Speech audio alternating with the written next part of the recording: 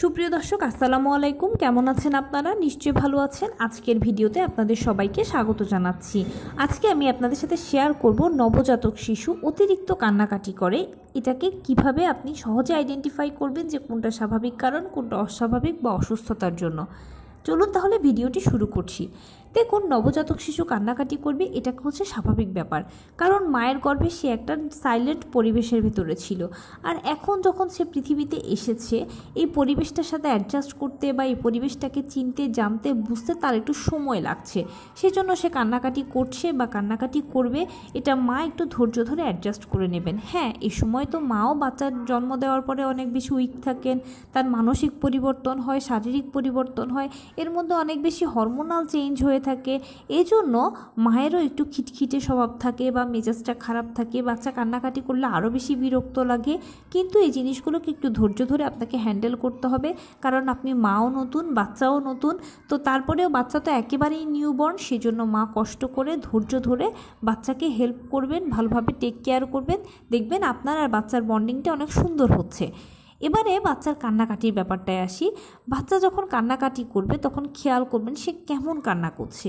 সে যদি স্বাভাবিক কান্নাকাটি করে তাহলে স্বাভাবিক আছে, তার কোনো সমস্যা নেই, এমনিতেই অ্যাডজাস্ট করতে গিয়ে তার কষ্ট হচ্ছে।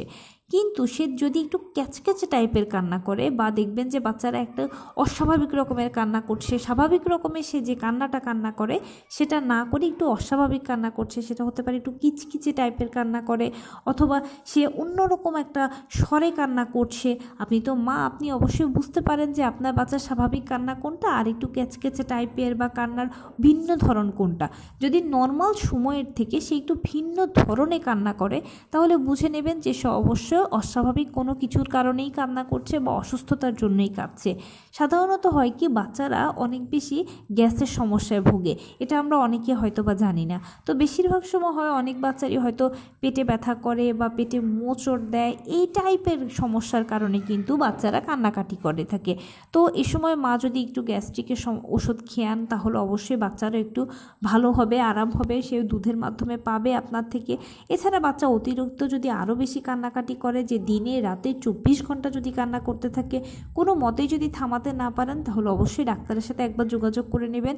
যেহেতু ওরা নবজাতক, কথা বলতে পারে না, কান্নাই হচ্ছে ওদের সব কিছু, সেই জন্য কান্নার মাধ্যমে হয়তো বোঝাচ্ছে তার সমস্যার কথাটা। অনেক বাচ্চার আবার দেখা যায় যে হার্টে ফুটো থাকার কারণে অথবা হৃদপিণ্ডের সমস্যা থাকার কারণে বা অন্য কোনো জটিল রোগ থাকার কারণেও সারাদিন 24 ঘন্টা কান্নাকাটি করে। এবারে বলি বাচ্চার কান্নাকাটি থামানোর উপায় কী। ধরে নিচ্ছি আপনার বাচ্চা সুস্থ সবল আছে, স্বাভাবিকভাবে যে পরিবেশের সাথে অ্যাডজাস্ট করতে গিয়ে ওর যে কষ্ট হওয়া, সেই কষ্ট থেকে ও হয়তো কান্নাকাটি করছে।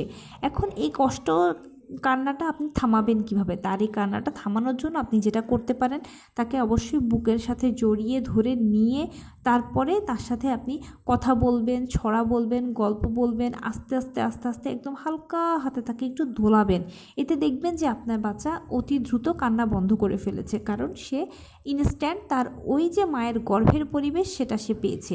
কারণ মায়ের বুকের উষ্ণতা, মায়ের শব্দ, তার পাশাপাশি হালকা দোল, সব কিছু মিলিয়ে দেখবেন সে অটোমেটিক কান্নাটা থামিয়ে ফেলছে। আর যদি বললাম কোনো অবস্থায় কান্না থামাতে না পারেন, 24 ঘন্টায় বাচ্চা যদি কান্না করে, কচকচ করে কান্না করে বা স্বাভাবিক ধরনের থেকে ভিন্ন রকমের যদি কান্না করে, তাহলে তো অবশ্যই আপনাকে ডাক্তারের সাথে যোগাযোগ করতেই হবে। তো এই ছিল আজকের ভিডিও। কেমন লাগলো বলুন? যদি ভালো লেগে থাকে ও হেল্পফুল হয়ে থাকে তাহলে প্লিজ লাইক, কমেন্ট, শেয়ার করতে একদম ভুলবেন না। আর সেই সাথে আমার চ্যানেলটিকে সাবস্ক্রাইব করার বিনীত অনুরোধ রইল। পাশে থাকা বেল আইকনটি ক্লিক করে দেবেন যেন আমি ভিডিও আপলোড করার সাথে সাথে আপনারা নোটিফিকেশান পেয়ে যান। যদি কোনো প্রশ্ন থাকে কমেন্টসে জানাবেন, আমি রিপ্লাই দেব। প্লাস যদি কোনো পরামর্শ থাকে যে কোন বিষয়ের উপরে ভিডিও বানালে আপনারা উপকৃত হবেন সেটাও জানাবেন, আমি আপনাদের পছন্দের সর্বোচ্চ প্রায়োরিটি দেব। ভালো থাকবেন, সুস্থ থাকবেন। আসসালামু আলাইকুম।